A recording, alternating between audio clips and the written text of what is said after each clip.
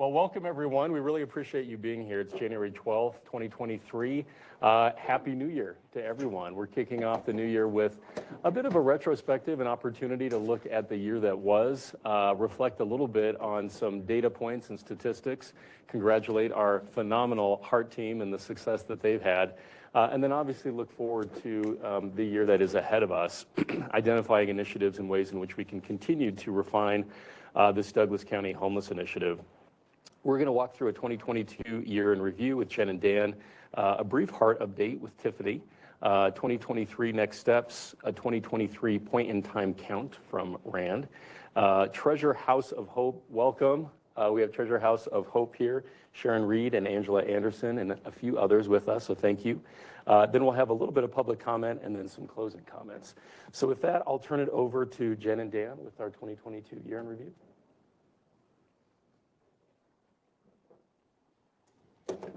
Thank you, Commissioner Layton. For those of you who don't know me, my name is Dan McKelkey, and I'm the Human Services Director for Douglas County. So welcome, thank you. 2022 was a really busy year when it comes to this committee and all the things that we have done, and Jen and I are going to quickly go through some of the high points. The first thing that we wanted to bring everyone's attention to are the tours that we did. We did travel across the state of Colorado to try to learn who was doing programming best. Where could we learn from? We visited the Springs Rescue Mission. We visited a pallet site through the Salvation Army in Aurora, and we visited Warren Village. We also got legal direction about what can we do or not, or what we can't do when it comes to addressing people who are experiencing homelessness. We came to the conclusion through our legal advice that we did need a shelter of type in order for us to be able to legally ask people to move along. We did learn also, and I think this is important, that a regional shelter would suffice as that remedy.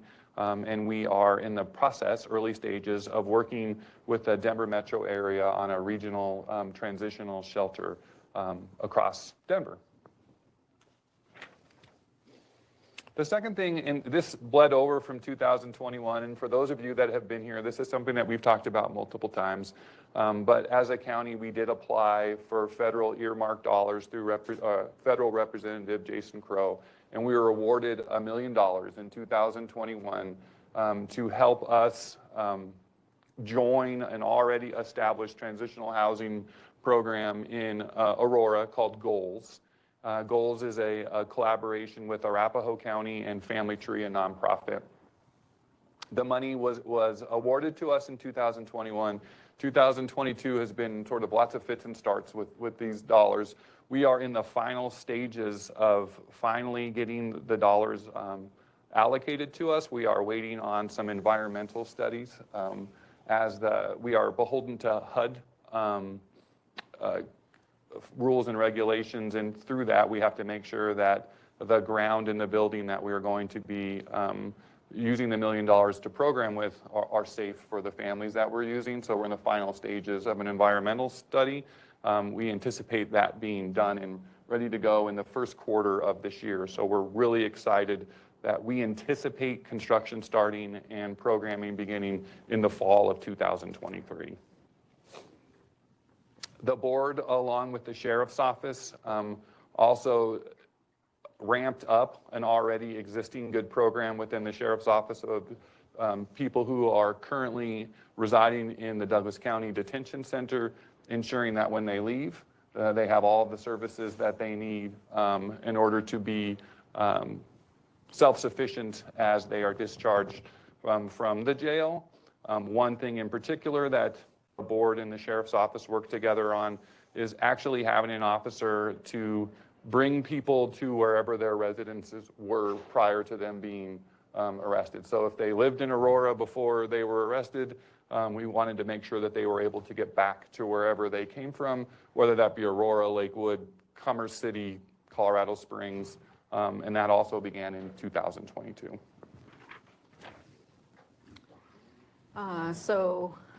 If you can go to the next slide, thank you. Moving on to the sign committee and the work that has been done along those lines. spent a lot of time in 2022 working through these signs. We formed the committee in June and then had the final sign design by working with all the jurisdictions, the public information officers, law enforcement. There was a significant committee that met together to put these signs, to help put this together. And these signs that you see on the left, the handouts don't help sign, was approved in October. And then we started going through the process of sign installation, which I have to say, I was told by our Public Works staff that was going to be challenging, and it indeed has been a little bit challenging. But at this point, we do have 21 signs that have been installed through our Douglas County regional parks at our trailheads. Those have been completed. We had a conversation about putting in signs at Quebec and County line.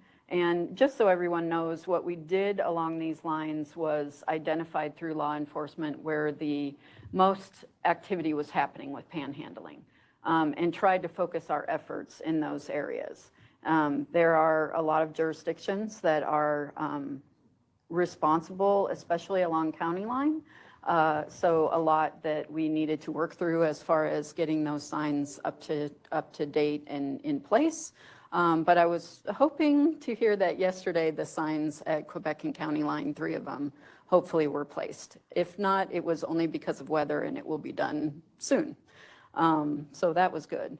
We've also had conversations with the Highlands Ranch Metro District about also installing signs potentially at their property. So we've had a conversation with their board, and they've been agreeable to doing that. So it's now a matter of having staff identify where those signs are and getting those installed. So some progress there as well.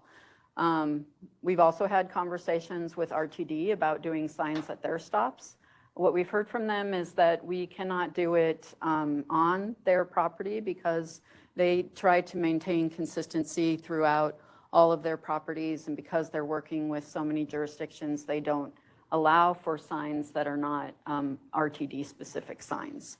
So, but they did let us know that if it was, say, a right-of-way or property that was owned by, say, Douglas County or another jurisdiction that was willing to put a sign in adjacent to their property, that they would be open to doing that. So we'll just coordinate with them along those lines. We've also connected and reached out to several businesses because they were identified as spots where panhandling activity was occurring. So we've been in touch with several grocery store chains to talk about doing that. Safeway, Whole Foods, King Soopers.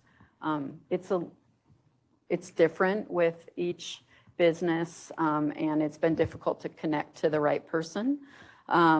But we are continuing to work on doing that. Because of that, we felt like it might be a better way to go to connect with our economic development councils and chambers and let them know, let the businesses know through them that panhandling signs could be done if they were interested in doing that. In addition, we've also had conversations with CDOT, and I've reported this before, but I can say that two of the 16 signs that we asked CDOT to place at their right-of-way along C-470 and I-25 have been placed. 2 of them have been placed, and we're waiting for information on the 14 additional signs. So that's in progress. I do also want to report out that on the douglashasheart.org and the homeless designated fund for homeless services, there is progress being made along those lines. I've heard from the Douglas County Community Foundation that we've received just over $3,000 through those donations. So that is very encouraging. So next slide, please, Luke.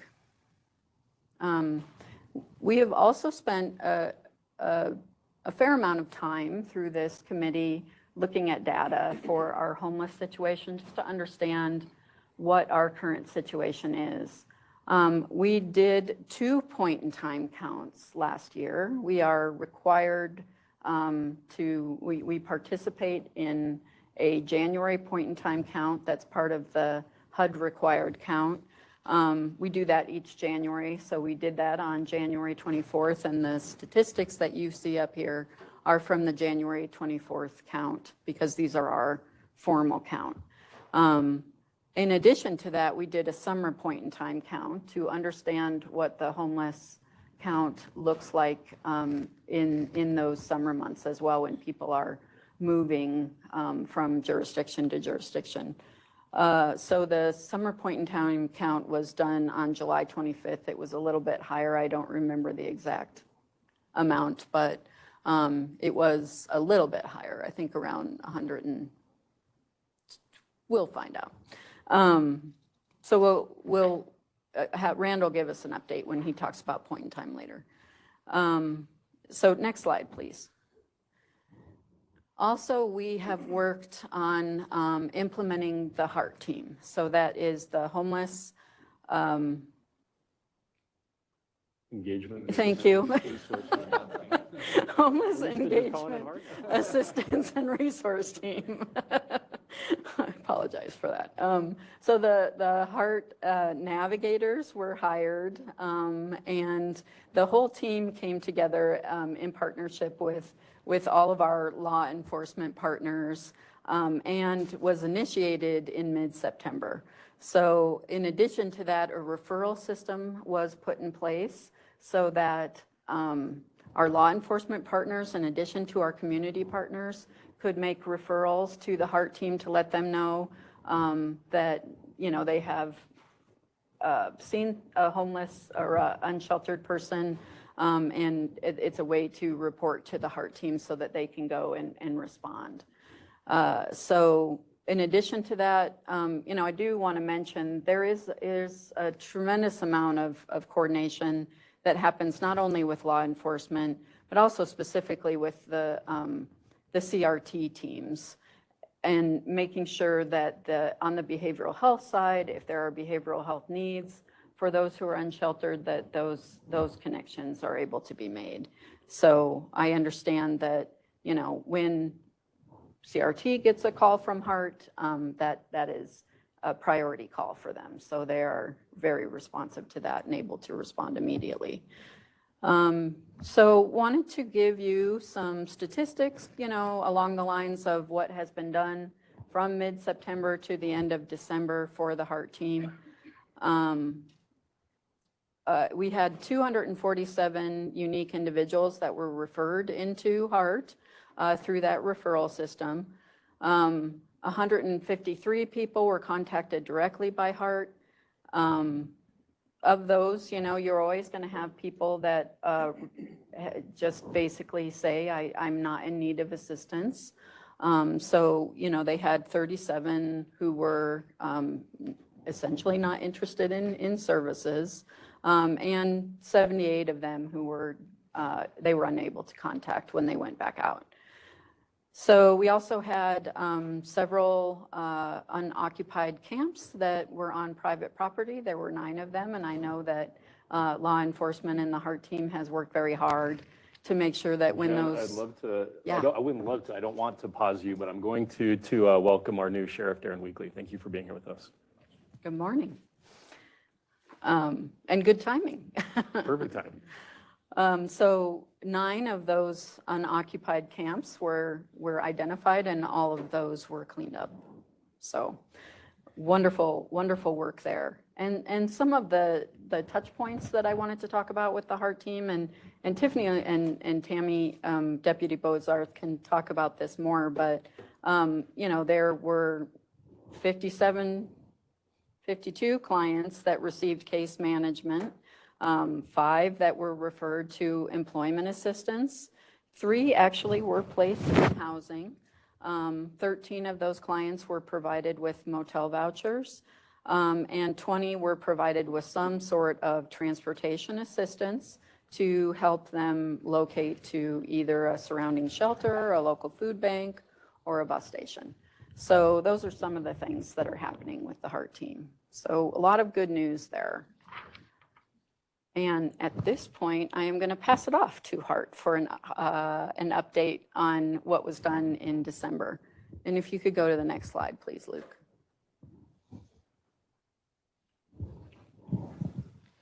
Hello, everyone. I'm Tiffany Marcito, supervisor of the HEART team. I'm going to start off with one of our success stories because I think that captures the goodness that the HEART is doing out in the community.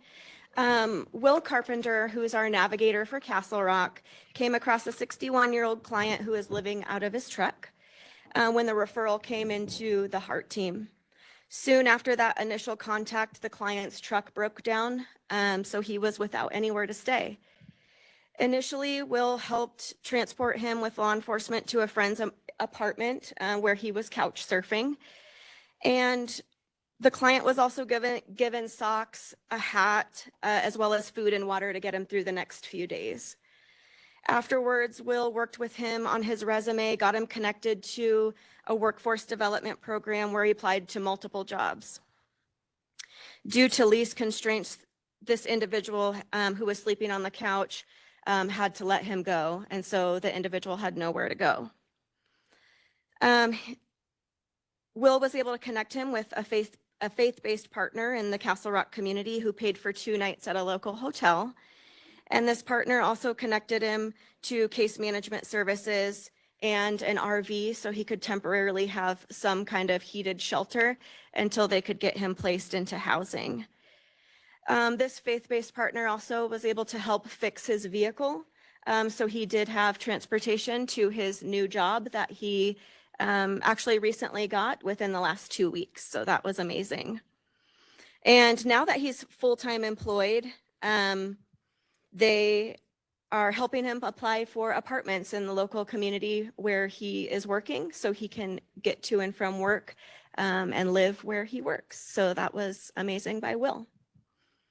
In December, HEART was able to provide case management services to 18 clients. So we connected 18 people to local resources throughout Douglas County. 3 of those were referred to benefit assistance, like if they needed to be on Medicaid or food stamps, old age pension, one of those benefits. 1 client was placed into stable housing, so that was amazing.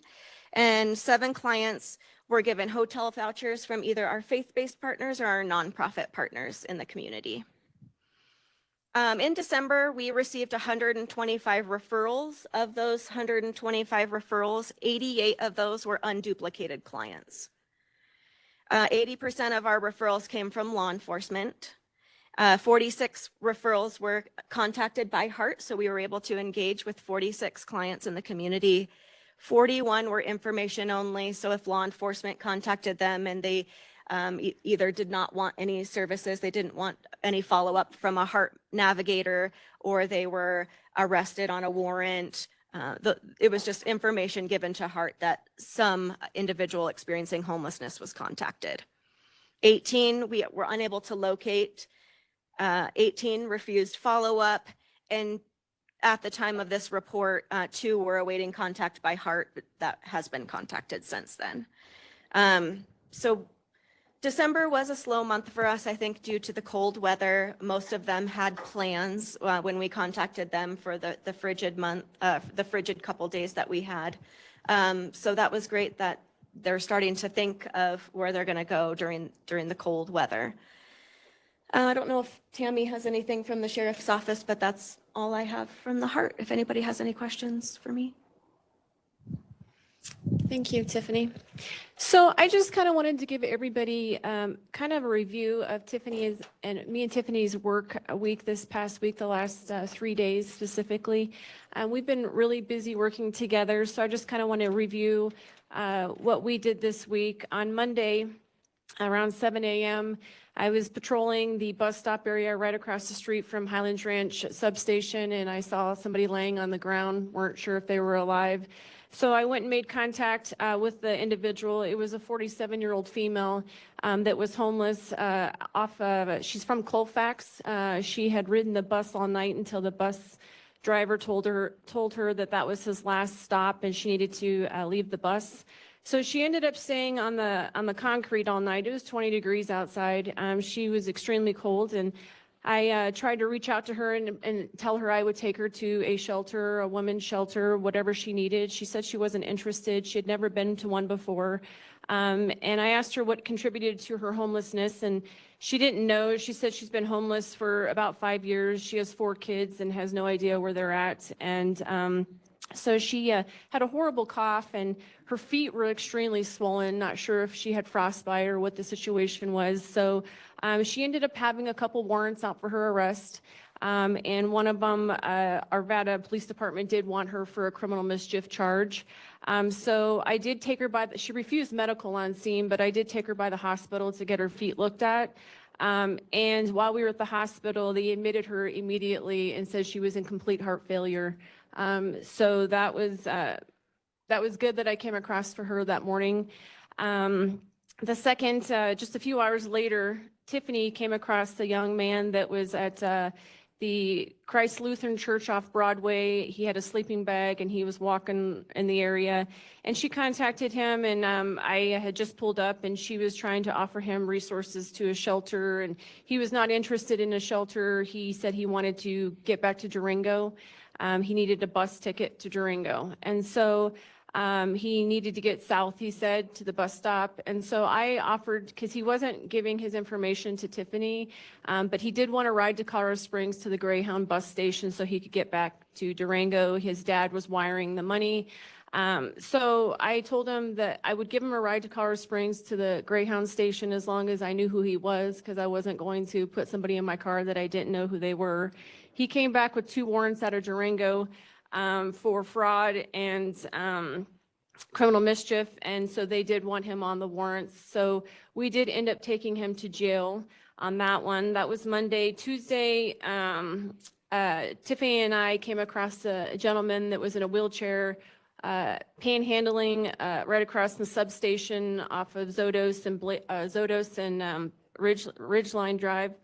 And we just went up and contacted him. I told him he wasn't in any trouble. We just wanted to see if he needed some resources. He recently, 3 months ago, came here from Michigan. He did prior to that live in Denver, but he went out to Michigan for a little bit. He said that he wasn't interested in going to a shelter, didn't need that type of help. He had some resources. He was sleeping up in Denver at the Union Station and different places like that outside. And so talking with him, he also came back with 2 felony warrants out of Denver for burglary. And talking to him, found out he didn't actually medically need the wheelchair. That was just kind of what he did to get change. He was wanting change. So I did take him to jail on those warrants. And so then later that afternoon, we got called to the Highlands Ranch substation on an individual that was needing vouchers for a hotel. We contacted the individual, talking to him for a long, extensive time. We did get CRT involved with him. He was kind of up and down, having some mental issues while we were talking to him. Come to find out, he had $10,000 in his backpack, but did not want to use that money for his vouchers or for a hotel or a place to stay. That money was going towards a car for him and some fines he needed to pay, but he wanted us to get some vouchers to pay for him to stay at a hotel up in Denver called the New Genesis or something like that. So at the end of the day on that deal, we had CRT talk to him, gave him some resources. He was already involved in the system with the resources on the mental health. He knew the system. And so he ended up taking the bus back to Denver and paying for a week with his own money for the New Genesis Hotel and going to work for Labor Ready the next day is what his plan was. That was Tuesday. Wednesday, I got called out to Pyramid Courts, the Lincoln Point Lofts. 2 weeks ago, we had an individual that was homeless that was staying up in the stairwells of the apartments, and he was told he wasn't welcome back, just given a warning. So yesterday I was called over by a resident who was terrified. She thought somebody was trying to break into her apartment. And when she looked out, she saw a charging cord that was plugged into the outlet in the hallway that went underneath the door to a storage unit. And she said that she had seen a homeless guy in the area and she was scared. So my partner and I responded over there, looked for the gentleman, and we did end up finding him up at the roof access of the apartment building in the stairwell. He was the same individual that was told that he was not welcome back there 2 weeks ago. He did also have a couple warrants out for his arrest, a $200 bond on both the warrants put together. So when it was time to place him into custody, he decided that he would like to fight us. So during that physical altercation, my partner lost contact with his hand, and that guy's hand ended up on my gun, and he was trying to get my gun out of the holster to kill us for $200. So that individual did end up going to the Douglas County Jail, but these are the type of people that we are dealing with on a day-to-day basis. And so, you know, we try really hard to reach out to these individuals to provide them a ride to a shelter, resources, as many as we can. But this is the type of, just the last 3 days, this is Tiffany and I's work week. And Tiffany did not wasn't with me with the call yesterday. I told her to stay in the area to make sure I could make sure the scene was safe before she came in. But that was yesterday. That was our week. And so it's been a busy week for us. So I want to just pause right there. I mean, that kind of teamwork is just so phenomenal. Can we give our heart team a huge round of applause?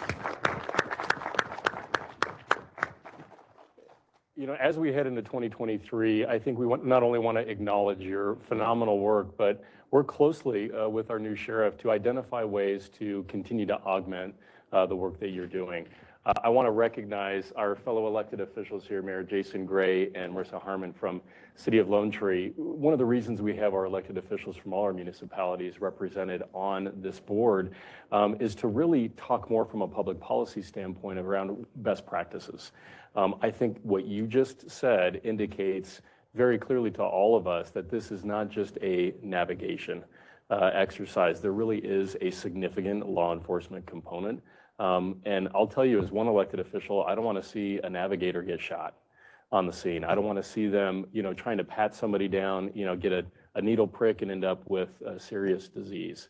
You know, right now your vehicles are wonderful, but they don't have the cages, right? They don't have any protection for you. So I know as one elected official, and I'm really curious to hear from the rest of the board, as we move into this year, how can we best protect our navigators and ensure that this co-response really puts you in the best place and then helps those that you are contacting on a daily basis? But really just want to thank you so much on behalf of the county.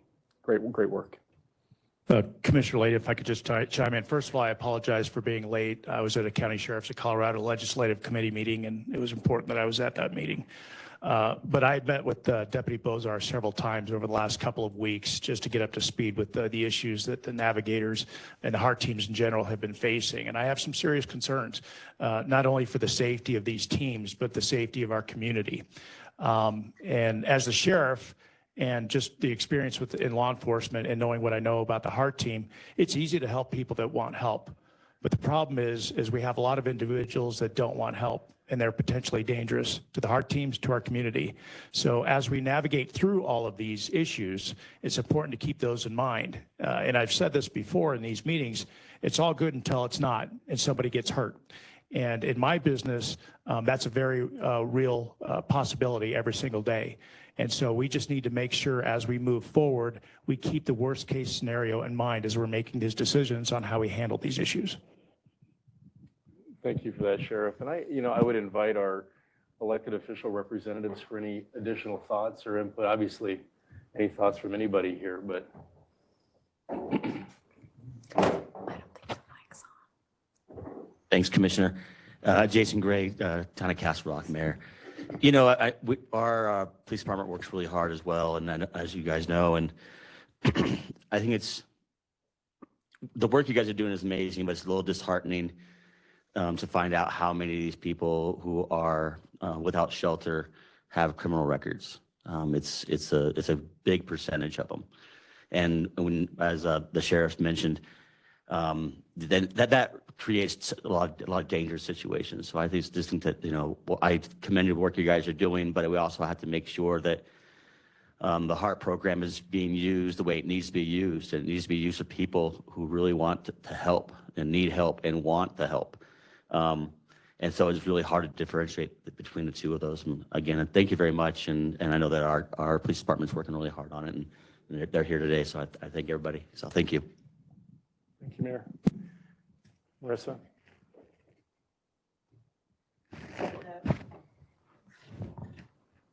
Am I on? Oh. I wanted to thank the Heart team for all you're doing. You know, it's been so impactful as we have 5 light rail stops in our city, and oftentimes that's what is used for transportation. So thank you for your work. I did just have I wanted to ask, touch base with Chief Wilson and Chief Weekly about thoughts on what the navigators are going to do as far as transportation goes. If there is an individual they feel is safe, are we going to transport them, and what's the plan moving forward, and what's not going to put more restraint on our police departments and sheriff's departments, but also have success in the community? So any thoughts there would be great. Good morning. Can you hear me? Yeah.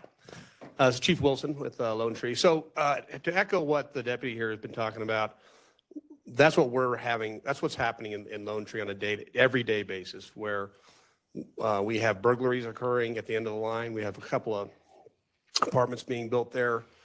We had to do a joint call out with the county K-9 to go in and search the building. We've had Parker come over with drones ended up having a couple people that had climbed up to the top of the building, and some had done a lot of damage to the buildings. That's just one incident. We've had incidents up and down the line at every single light rail stop where there's open drug usage on the stops. There's open drug usage in the garages. Almost every single transient and what I'm talking about is folks that do not want help, right? And are refusing that assistance and can become combative, which often happens, and are often on some type of narcotic, most likely fentanyl, which we're seeing a lot of. So we're experiencing the exact same thing in the city of Lone Tree, and that can manifest itself into trespassings in different buildings, theft, and a number of other, and not to mention littering and things like that. So, you know, our approach has been, we try to contact almost folks every day. We obviously coordinate with the Heart team. If they want assistance, that assistance is offered. And, you know, there have been some successes on that front, but I would say that's fewer than the other type.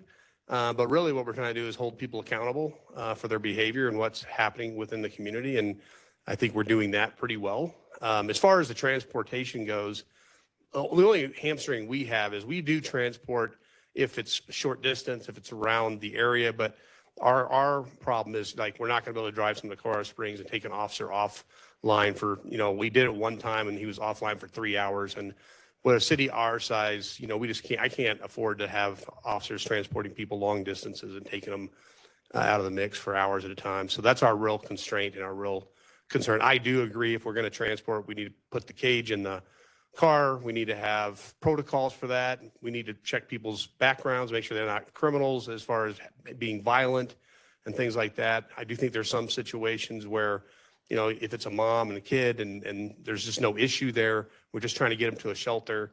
I do think I think that's better than putting them in the back of a police car. So I think we just need to figure out what the proper safe protocols are for any type of transportation. 9 times out of 10, it's probably going to be law enforcement due to the folks that we're unfortunately running into. So, I don't know, Darren, you want to weigh in on that? Yeah, my vision for it is more of a co-responder model similar to the crisis response teams. And I would like to see the navigator paired with the deputy sheriff in a law enforcement vehicle. I think it's critical to have that law enforcement component in peace. We want to help people that want to be helped. But the fact of the matter is, these are potentially dangerous situations. We need to have a law enforcement officer there to manage that. And I would like to see the navigator paired with the deputy sheriff in the car. In terms of transport, we're a little bit different than the police departments. Within reason, we'll transport them where they need to go. And we'll do whatever we can to help them. And but what we can't have is people committing crimes in Douglas County. And so part of the Heart team is we're going to enforce the law where needed, and we're going to hold people accountable. And we just need to have an even balance of that, but we need to recognize this for what it is. And it's easy to have the mom and the child and transport them where they need to go. But the reality is that's rare, few and far between. The day-to-day contacts that these folks are making are potentially dangerous. And we can put, cage is a bad word. It's more of a protective barrier with a window that's clear between the deputy sheriff, the people in the front seat, and the people in the back seat. Our deputies transport people every day who have a flat tire, they run out of gas, and they put them in the back of the car. They're not in handcuffs, but it's safe for everybody involved. Even for situations like that where somebody has a flat tire, the deputy sheriff still clears them. They need to know who's in the back of their car. So it's just a balance. But this is nothing new to the deputies who do this every single day. So Sheriff Weekly, thank you for that. And a huge thanks to every member of law enforcement that is so engaged on this on a daily basis. I know our citizens greatly appreciate each and every one of you. I think that's a really good point. You know, oftentimes from a county perspective, we say, you know, we don't want to let perfect be the enemy of the good. So we've launched something really significant, have seen some great success out of the HEART team, but I think 2023 is going to be a lot about refining, improving and equipping the HEART team with what you need to be even more successful going into this next year. Again, I don't think any municipality, certainly the county, we don't want to see a navigator shot in one of those areas. That's not, you know, you didn't sign up to put your life at risk. And I think that's one of the reasons that, you know, the co-response model really works well. And I would echo Sheriff Weekly. I think that makes perfect sense. In the mental health initiative, and I see Laura Cincone here from our mental health initiative, the county's really seen a lot of movement forward with that co-responder model. This isn't purely navigation and this isn't purely law enforcement. It's both. And if we can outfit vehicles in a way that are compassionate but also safe, that seems to be a great opportunity going forward. So thank you for that concept, Sheriff.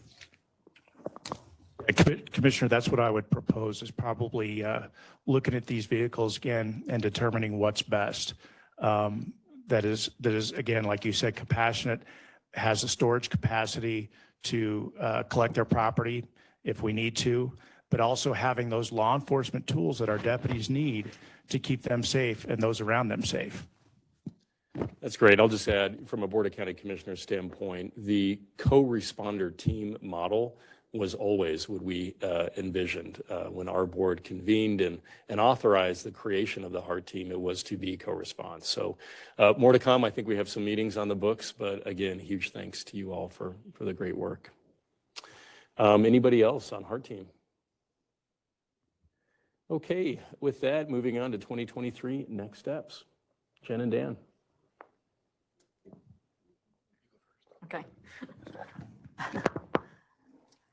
Well, thank you. That was a great conversation, I think. A lot of good discussion along what we can do to protect our HEART team and make sure that we have an appropriate response out there. So that leads me right into the first topic on the next slide, which really is in 2023. And maybe I'll take a step back and just say, what we were hoping to do here is kind of outline some of the things that are on our radar for 2023, but we also do want to have a conversation about this and hear what everyone's input is. Are we going in the right direction? Are there things that we should be looking at?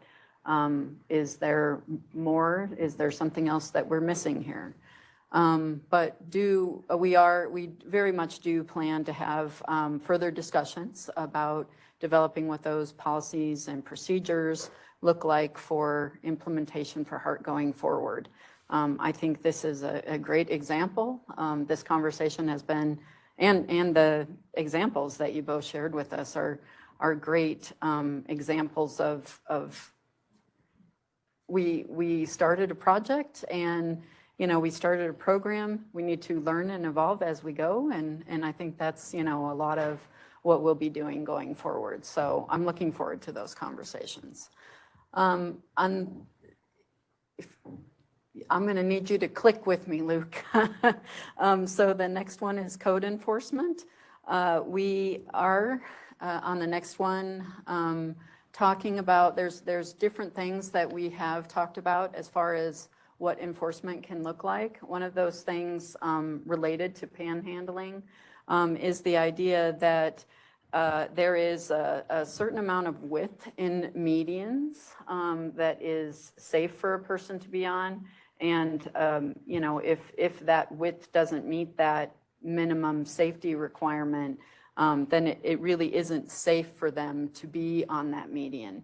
So we have talked about this in the past, but I think there is potential to do a median assessment throughout the community with our Public Works Department to be able to determine which medians are unsafe, and then look at doing some potential regulatory actions related to that. So next one is really continuing the conversation along encampment cleanups. We've had a lot of conversation along these lines and do need to get to the point where we have a policy in place for what can happen on Douglas County owned property. So the cleanups that the HART team has been working so diligently on often are with private property owners, and that's a different process. But we need to identify what that process looks like when it is on Douglas County property. The next slide. Community services. We're going to continue to work with our regional partners. It's really important, I think we learned over the last year, and it's not something that we didn't know already, but to do this on our own as our own community is a lot more difficult than pooling the resources of the Denver metro area. And we've been working, Commissioner Layden has been leading that effort through the metro area county commissioners group, really prioritizing the response to people who are experiencing homelessness, and that we anticipate more regional collaborative relationships being built and pooling dollars across the Denver metro area to have a coordinated response. We're going to continue to work with the Veterans Office to assure that our veterans have housing vouchers. Next one. Goals is what we talked about. We hope to have families living within goals in the fall of this coming up year. And as of today, as of what is zoned today, we could have around 5 Douglas County families living in that transitional housing. And we're really excited. Those families would then come back to Douglas County to live and work with our community partners for stability. And then the last one is eviction and homeless prevention. This one's going to get more complicated as the public health emergency ends. For those of you who are not in the human services world, and if you know anyone who is currently receiving food assistance in Medicaid, the rules and regulations around food assistance and Medicaid were waived through the course of the public health emergency. As the big omnibus bill that was passed in Congress last week or the week before was passed, most people don't know that that triggered the unwinding of the public health emergency when it comes to public assistance. So what we know is a number of people that were receiving what we call max benefits for food assistance and Medicaid, that's going to end starting at the end of February. So you couple that with just the pressures that people are feeling today with their own rent and mortgages, a lot of people are going to be in more need, and we're going to need to be more proactive in the way we respond to people so that they don't fall off what we call the benefits cliff. The benefits cliff meaning that we hit a certain stage of benefit, and then it's no longer offered. What are we going to do? So as the Human Services Department and our local nonprofits, we're going to have to work a lot harder and differently than we have over the last 3 years to ensure that the people in need in Douglas County are getting what they need, and try to be more proactive when it comes to evictions. Next slide. So as far as the communication objective, we will continue our public awareness campaign that really has been promoting redirecting generosity of our residents who are, previously, we hope previously giving to panhandlers, to redirect that generosity to giving to the homeless designated fund through the Douglas County Community Foundation. We would rather them do that than give handouts directly to panhandlers. It's just much safer and something that we'll continue to do. And I know that we're working very closely with our public affairs team to be able to do more and more of that campaign as these signs are continuing to be installed. So in addition to that, and on the next item, we are planning to work with our business community a lot more closely through our economic development councils and our chambers so that we can do some more promotion of the no trespass letter that is an option that, you know, private property and businesses can pursue if they are having difficulties with people who are unsheltered and they want to have that enforcement option on, I guess, on hand with the law enforcement agencies. So we're going to work on promoting that through those groups. And in addition to that, and if you could go to the next one, Luke, we'll also be promoting the potential to have a panhandling sign through those groups as well. If there is a private property owner that is interested in doing that, we have those signs available and we can work through that installation process with them. So we'll be working through that and also just continuing to work through the sign installation process. And then that's, I guess, at this point, I think we want to open that up before we jump to our next item, which is the 2023 point in time count, also related to what we're going to be doing in 2023. But before we move to that, wanted to get a sense of if anybody has any input or if there's any discussion around these 2023 items that we have planned. I'd love to specifically recognize our community partners from the faith-based community, nonprofit supportive services, obviously Dan Marlowe from Help and Hope and Aaron White from Mana Connect, and all that you do in a variety of different areas for us. Certainly looking to hear more from you. And of course, the wonderful Amy Sherman, who's directly representing the business community, and hopefully more to come in terms of these trespass letters and how we can support businesses. Did you all have anything? And I think Councilman Rance is. Oh, yes. Hi, Councilman. How are you?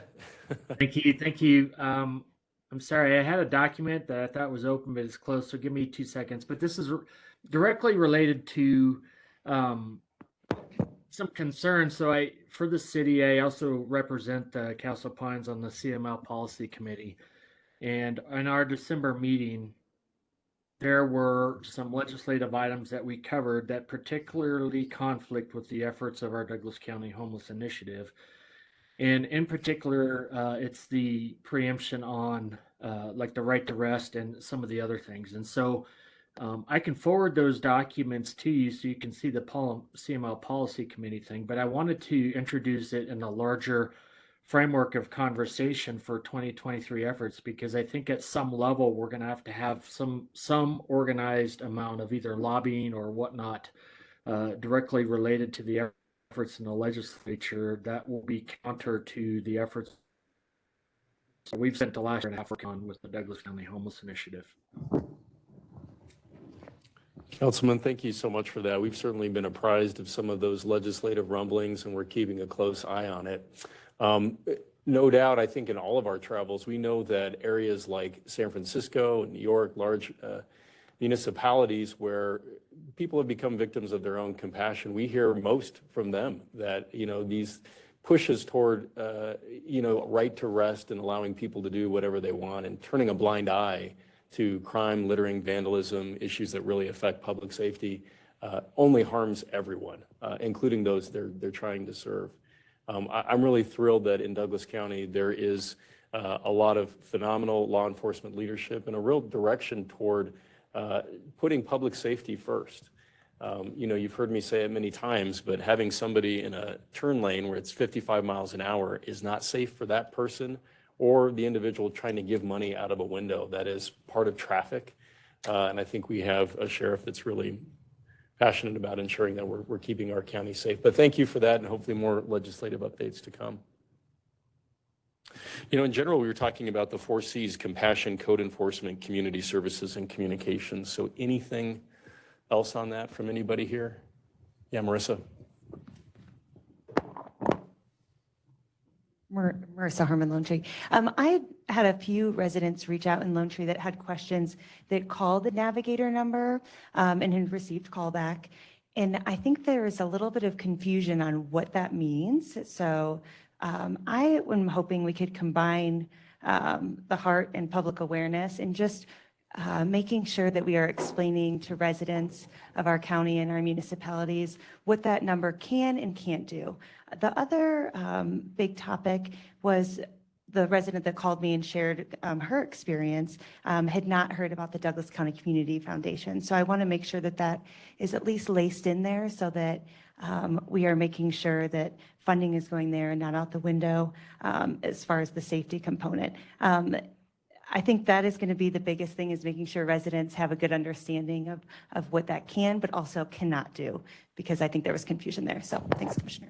Thank you so much, Councilwoman Harmon. I appreciate that. That's that 4C communications. And Jen is right. I don't know if we have Wendy or anybody from our comms team on today, but we had a pretty extensive conversation the other day about a public awareness campaign that hopefully will, to Jen's point, accomplish exactly that. Specifically, I mean, print media, part of our social media, digital advertising, there will be a lot more that reflects that signage that the subcommittee worked on, and just kind of explaining more about what we're doing here. Yeah, thanks for that. Mm-hmm. Anybody else on the 4 Cs? Okay, I guess moving to our 2023 point in time count, Rand. Yes, thank you, Rand Clark, Community Development with the county. Just very briefly, Jen referenced earlier our 2022 efforts to survey those who are experiencing homelessness in our community. You saw the numbers in our winter point in time count, 78. She did ask me to reference and look up the summer one and confirm that it was 90 that met the same criteria. Of course, there are many in our community who experience unstable housing that aren't a part of the official count as defined by the Federal Department of Housing and Urban Development, but we will get into those details as we present the data. This year, our count is on the night of January 30th. And so we'll be asking folks in our community where they spent the night on Monday, January 30th. This is a regional effort across all the 7 metro counties. And so our staff here is working with the Metro Denver Homeless Initiative to coordinate that count regionally. We will have, I believe, 8 outreach teams that will be doing street outreach. That includes our heart teams, couple of other teams that are in partnership with the Douglas County Sheriff's Office, as well as working with All Health, who has a homeless outreach team as well, to survey folks in our community over that Monday evening, Monday night, and then most of the day on Tuesday. We'll also be working with our community partners to include them so that we may not see somebody, but they may walk into Dan's office on Tuesday or Wednesday and say, I need help with something, I was homeless. And so we'll work with our community partners to get information from them, as well as our existing providers of shelter service, be that our transitional housing units through Douglas County Cares Program, or through Winter Shelter Network, and any hotel vouchers that may be put out. So we're very appreciative of all of our community partners who help with this effort and with this count. One last thing is on the Tuesday evening, we host here in Castle Rock at Calvary Chapel, just right off of Wolfensberger behind the Shell gas station. They host a community resource event as a way to not just survey and ask questions, but to then say we also have resources, and we will have over 20 different agencies from across the county that will be on site that evening to provide those services, connect, again, those that want help with the help that's available to them. And so that's another event that we use to help connect folks that are in need of services that night, not just those who are homeless, but there is some emphasis on those who are homeless. I wanted to remind you now that we will do our best to bring preliminary data back to this group as soon as we have it. This count, we participate with Metro Denver Homeless. We submit the data to them. They deduplicate it across the entire metro area. Last year, we had a few people that we didn't contact, but were surveyed by somebody else in our community, but they spent Monday night here. So the data we'll bring you initially will be very preliminary until it is deduplicated and sort of vetted by MDHI, and then it has to go to HUD for final approval by HUD.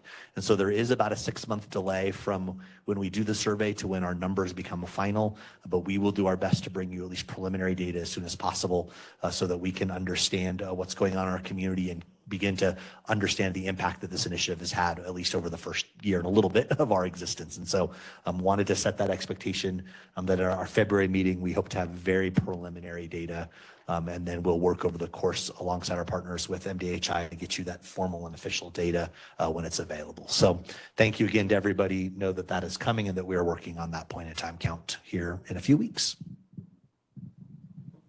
Great. Thanks, Rand. Any questions for Rand? You know, I have one question. So when you talk about duplication, we have so many phenomenal community partners. How are we ensuring that the same individuals are not being counted Twice. times?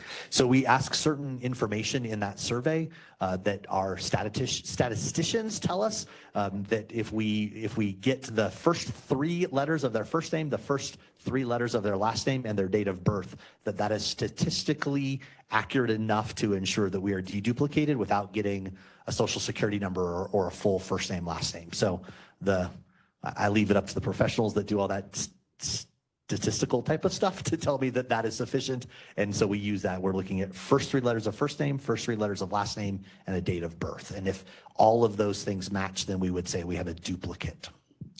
I was one of those people that never took statistics in high school. They were like, take calculus, and I don't think I use calculus that much. I wish I would have taken statistics, but I'm not one of those experts. I didn't take stats either. That's why I trust them to tell me what the right things are. Trust the experts. Good. Any other questions for Rand? Okay, great. Well, I am really pleased and honored to move on to our next item. We have some phenomenal guests with us from Treasure House of Hope, and they were so gracious and so kind to allow staff and myself to come by and visit them in person, and I was just floored by the compassion, the heart, the encouragement that they provided to those in their care. So with that, I'd love to introduce Treasure House of Hope.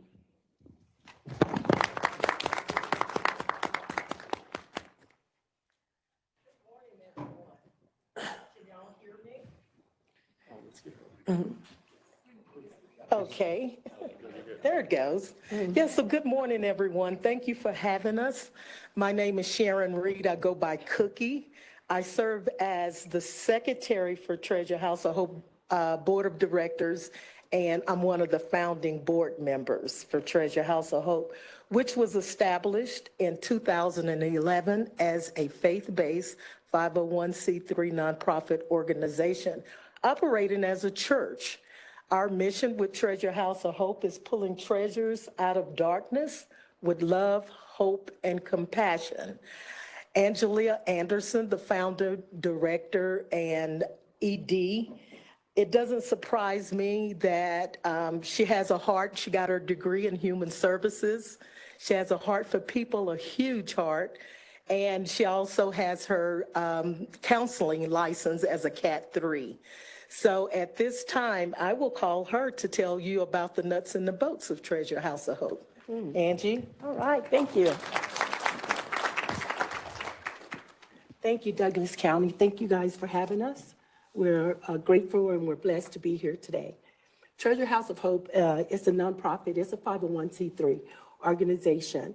And it's 100% of our participants come to us. They are homeless. They're homeless. They come to us. They're desperate for change. And I heard a couple of statements today saying that people have to be wanting a change. They have to want the help. They have to be desperate. And I too was homeless. And I came into a program similar to, I was desperate for change. I wanted help. I wanted the help. And sometimes we get people to come through Treasure House of Hope. It's a 1-year inpatient place. And a lot of times people don't want to do the 1 year. Nevertheless, we are so connected to the community. I've been doing this for over 18 years now. So we have a lot of community partners and community relationships, I should say. And we are very known for referrals. We're very known for love, for compassion, and giving people second, third, fourth, fifth, 100 chances, as I myself had. So I get it. And at Treasure House of Hope, we know for a fact that you're going to have dual diagnosis. What do I mean when I say dual diagnosis? You're not just going to have a person coming in that's homeless. They also have addictions. Sometimes they have behavioral health and mental health issues. So when they come to us, as we do their assessment, we're looking for resources like Aurora Mental Health that can help them with the therapist or the medication they might need. Because a lot of times when they're out there and they're homeless, they're needing mental health help. And a lot of them out there, they get on the drugs because they're self-medicating. And that's where a lot of the drug abuse and the fentanyl now has been a real epidemic in this community all over. We're seeing a lot of that with the meth and other alcohol substance abuse. So nevertheless, when they come to Treasure House of Hope, we try to get them to a place where if they need detox, we can get them to detox. And the detox will hold them there for maybe 5 days, 3 days. They communicate with us and let us know, hey, this person is ready. They've been in detox for 5 days, 3 days. They're ready to come back to Treasure House of Hope. We go get them. We're ready. They're ready to do the treatment. They're ready to go long term. There's no cell phones. It's a very strict discipline program. You're up at 5:30. You're not just sitting around twiddling your thumbs.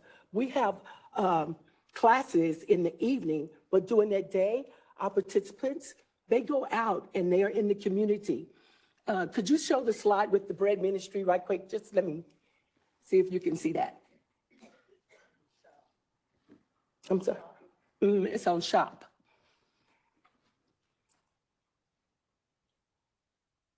That young lady you see right there, she was homeless and she came to us and she got baptized at Southeast Christian Church. They're one of our founding partners, awesome church that we go to and attend. That bread right there, we take it all over the Front Range community. Our participants have an opportunity to go out into the community and talk about their stories, where they were, where they are, and where they're going. We work also with Cross Purpose. They are another organization that does a lot of our community development. We don't do this by ourselves because it takes a village. And I think we all know that because I'm hearing some of this today, that you cannot do this by yourself. And our bread ministry is what helps keep our doors open. We ask for a $5 donation and we give them the gift of the bread. And we bake this bread in a professional kitchen and we have nutritious labels that we have sent out to the lab to have our bread tested and certified. So they have the delicious bread, we have the $5. So the homeless person that come in, we don't expect for them to right away get a job because they got to get stable with their mental health. They have to get stable with getting off the drugs, and getting off drugs is no joke. Withdrawals and all of the things that go along with it. We help with that. We help them, we walk them through it. It is hand over hand and working through the groups, relapse prevention. And you know, with the shelter and the adequate treatment and the life skill development, if we don't keep these kind of things going, we're going to have more and more homelessness. And that's real talk. And everything that I was hearing here was real talk. And I cannot thank the Heart Team and Douglas for coming up with an initiative that's actually doing something. I am thrilled to be here and to hear this kind of talk. It is awesome to me. And with that said, I'm gonna call up our chairman, Tim Gaylord, who's gonna talk about our skills and our development. Tim Gaylord.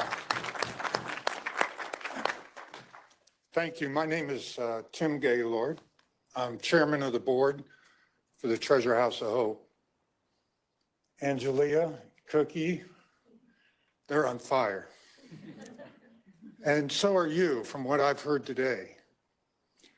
This committee and your proactive approach to homelessness, your partnership with the Heart Team, you demonstrate a compassion for homelessness, but also initiative for tough love when needed.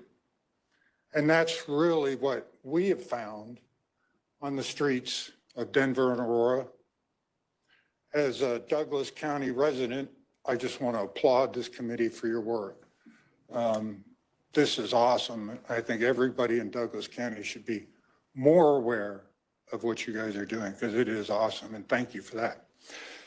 So what I'm supposed to talk about is life skills and training and what we do.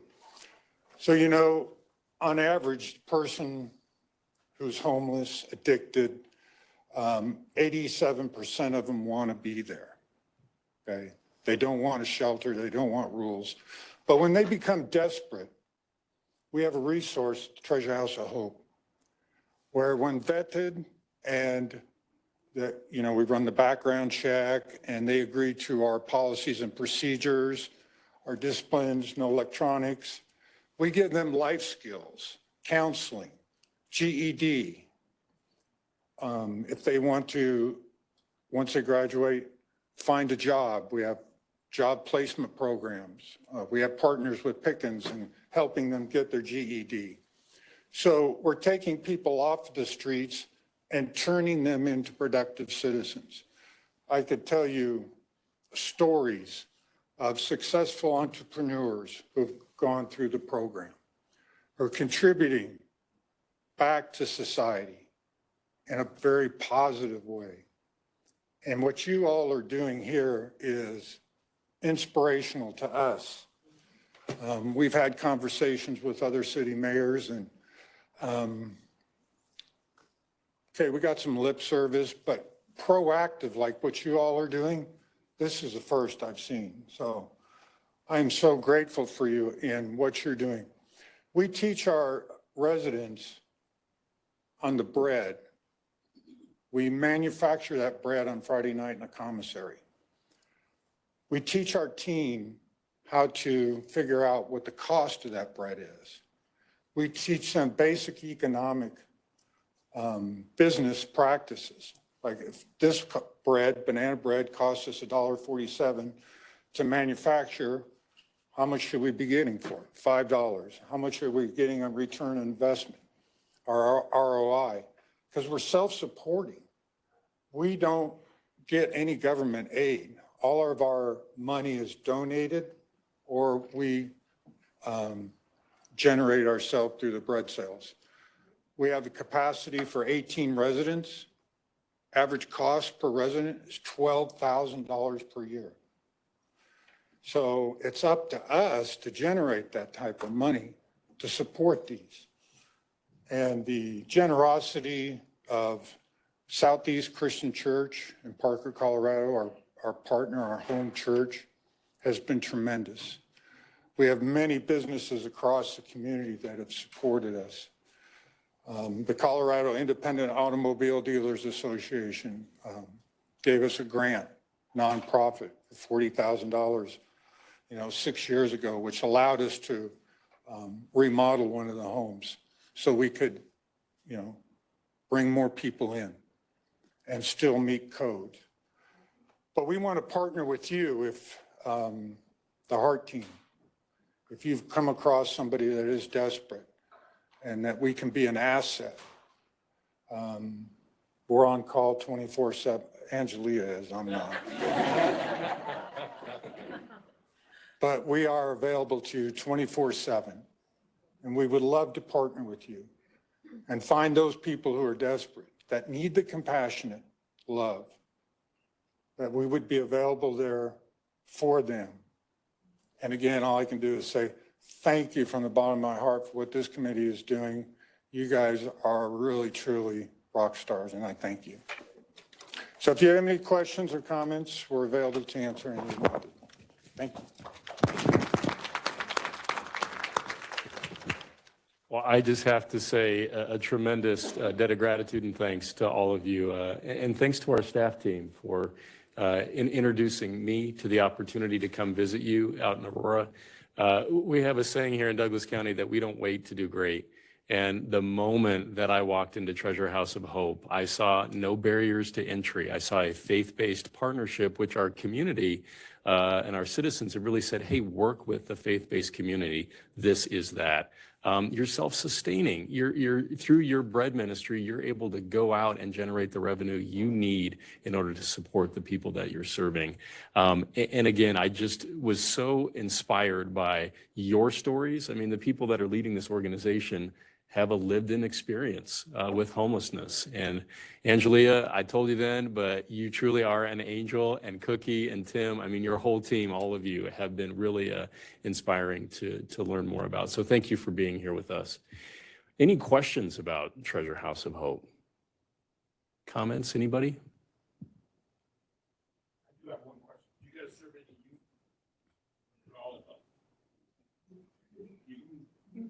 All of them. It's all of us. It's all of us. At this time, over 18 years old. Yeah, and one thing that was really interesting to hear, and it was mentioned, they wake up at 5:30, they've got a full schedule, they've got to be clean, they don't have any cell phones, and they are doing life skills and also engaging in their own revenue generation throughout the day. So it's people that are really committed to changing their lives. One story that really inspired me was they talked about a gentleman that was really at his wit's end, and they found him on the lawn of Southeast Christian, and he did not have anywhere else to go. And through Treasure House of Hope, this man had an opportunity to move his life forward. So really inspiring, you guys. Thank you so much. So we're running a little bit over, as we always do. We always have so much good conversation here, but I'd love to move to public comment. If you do have any comment for us, if you want to just come up to our, I guess, guys, is the best place, the podium here. If you have public comment, why don't you line up? We'll get you up here, and one by one, if you have any public comment for us, we would certainly welcome that. Any citizen comment? Okay. Yes, ma'am.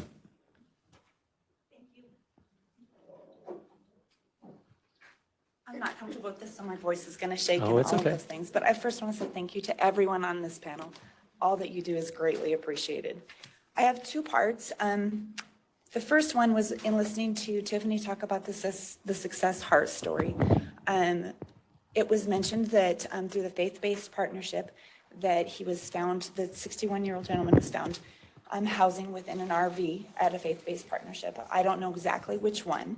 I'm a citizen of the Meadows community, and I know that the Rock Church has 3 RVs on their property, which I have also recognized and heard from my councilman on Monday are in current zoning violations.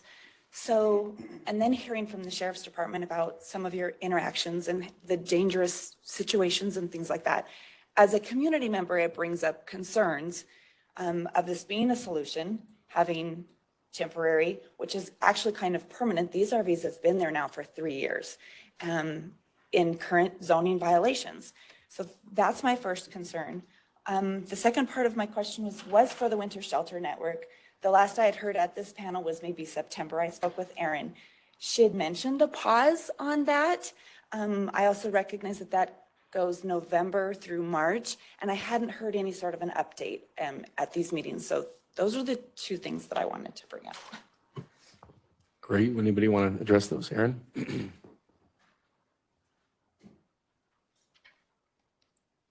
Well, I can't address the first concern, but I can give a Winter Shelter Network update.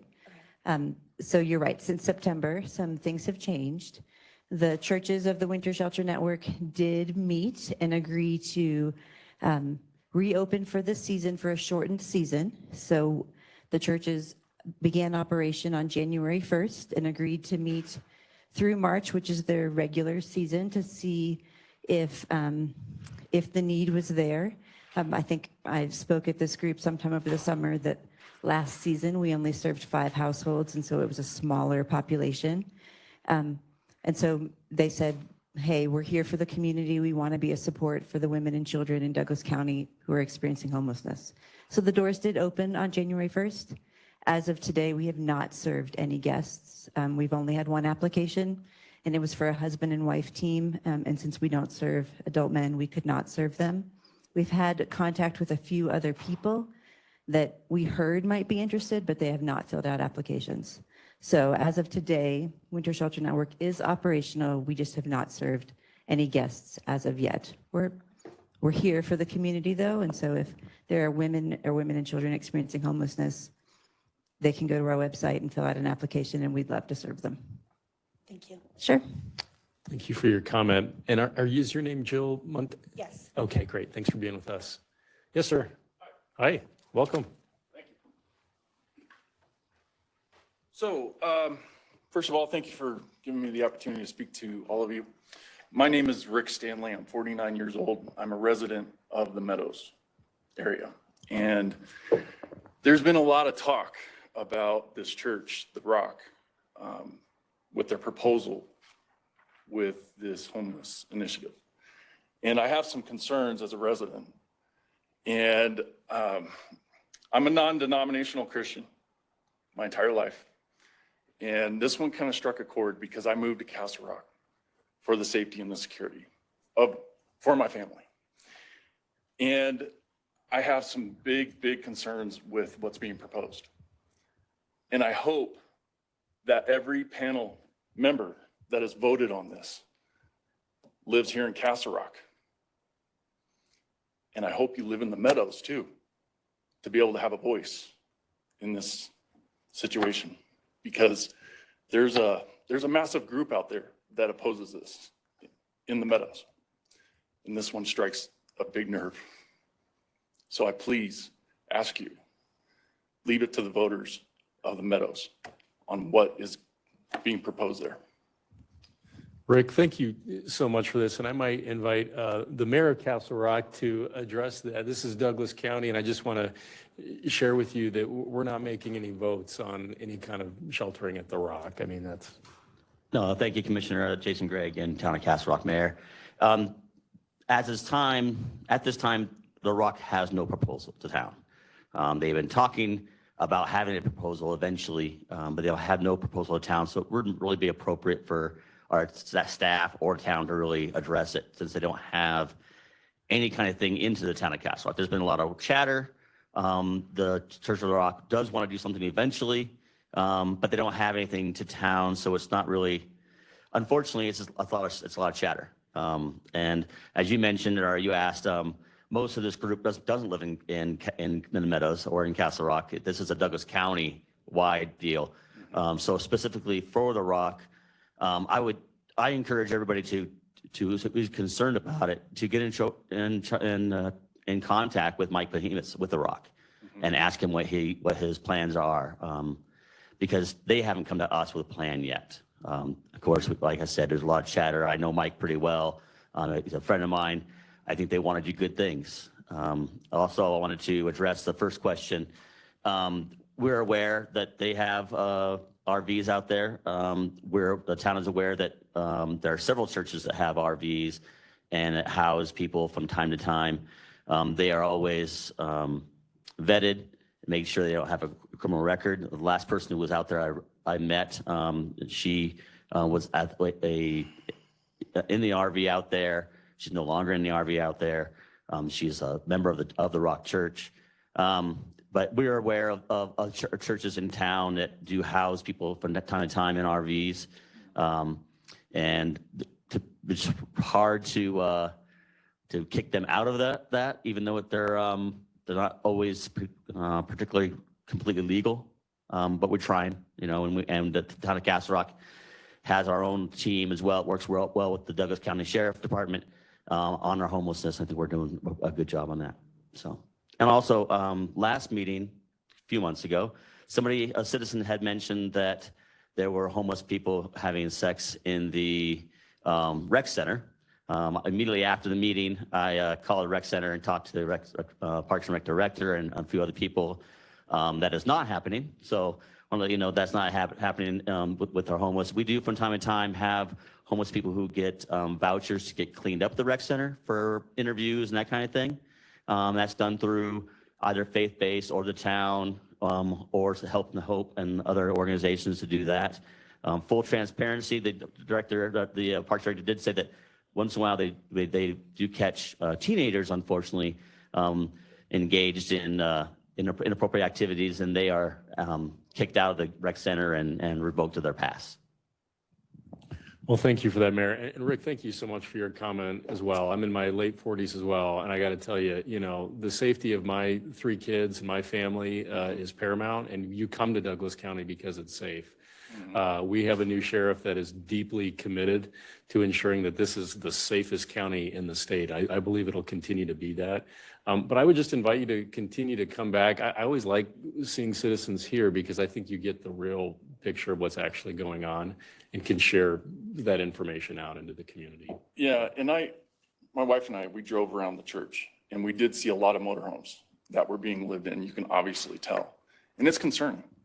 And they also have big signs all around their property saying new proposal site or something to that effect. And we were stunned. And there's a lot of chatter going on in the Meadows community about this. And there was a survey that was done on Nextdoor app, and 90% of the people in the Meadows don't want this. Well, I totally agree. And I mean, I think the town staff and town council hears you. And again, eventually, when they come to the town with a proposal, we'll have to look into it. But I would say that 1, they're not zoned for it.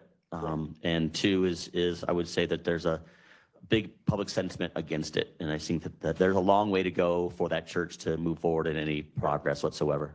Well, where the church is located is so deep into the Meadows. You have to drive through the entire neighborhood. No, there's a lot of issues with it. I mean, absolutely. I mean, there's one way in, one way out. There's no, the police and fire both have issues with it as well. And so it eventually, if it ever comes to town, we'll have to cross that bridge when we come to it. But I would say that as of right now, the town and the council is completely against it. Thank you. Thank you. And I would just add, I think over our conversations this last year, we have really appreciated the partnership with the faith-based community. We've heard the support from our citizens around working with the faith-based community. And for women and children in crisis, we really appreciate that work. And it seems as though our citizens do as well. That's been happening for a long time. The disconnect and the challenge is when you have single men with felonies and, mental health issues and substance abuse issues, men or women, that have records that make it really difficult to house them in suburban communities. Doesn't mean they don't need help. And when they do, I think we need to have a conversation around that. But I just want to be clear that there's a distinction within the winter shelter network from what you are able to accept compared to the need out there. And from what you said, Aaron, there really isn't a huge demand for services in the faith-based community throughout the entire county for sheltering. So we're not seeing a ton of that, but more to come. Any other citizen comment? Let me ask if there's any citizen comment online. And none online. Okay. Well, with that, are we actually at time? Yeah. We're on time. Wow, what a great way to kick off the year. Well, I'll just say again, thank you so much to everybody for being here. Happy New Year. We'll see you for the next one.